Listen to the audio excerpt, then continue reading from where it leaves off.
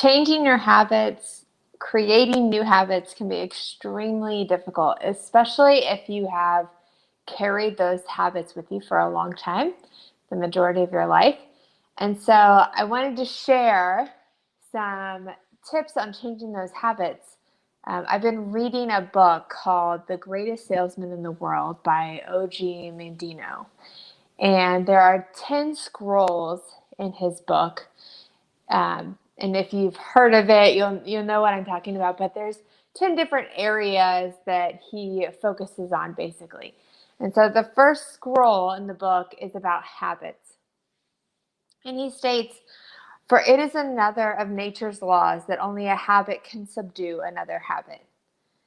So what it's saying really is that if there is a bad habit that you are wanting to break, you can't simply just stop doing it. You can't just say, I want to break this bad habit. You must create a good habit to take its place. And then that in turn will subdue the bad habit.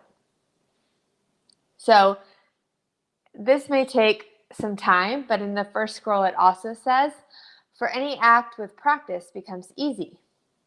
For when an act becomes easy through constant repetition, it becomes a pleasure to perform. And if it is a pleasure to perform, it is man's nature to perform it often. When I perform it often, it becomes a habit, and I become its slave. And since it is a good habit, this is my will."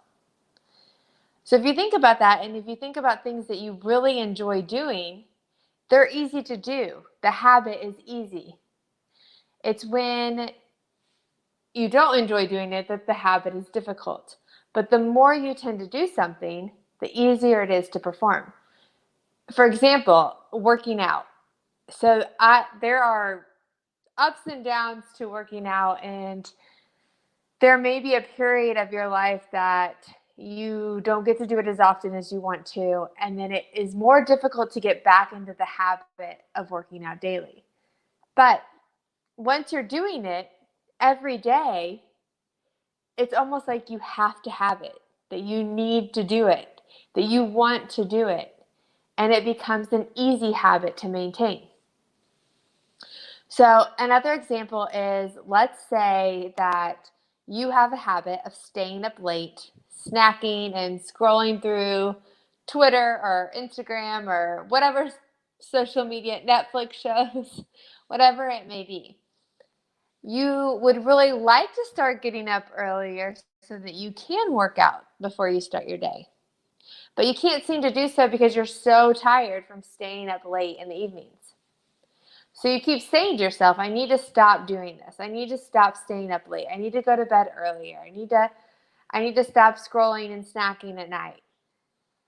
Then when I do that, I can start getting up earlier.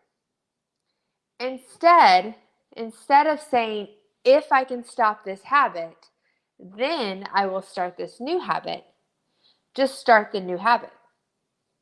So stay up late, do your snacking, do your shows, but with that, you still have to get up at 5:30 and get your workout in.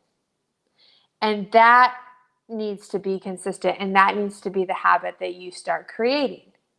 When you start creating this habit, you'll realize you cannot stay up that late, and in return, you'll probably start to go to bed earlier. I don't know for sure. I can't guarantee this. This isn't something that I have a problem with. I don't stay up late. I can't. But this is just an example of what they're trying to say. So my daily NLA for you is to brainstorm a couple of habits that you've been trying to change. Maybe you've been trying to change them for years.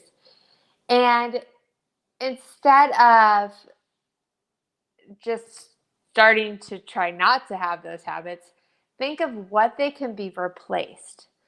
What good habit can replace those bad habits that you can start focusing on instead? And just like with your goals, you don't want to overwhelm it. You don't want to do too many things. Just start with one.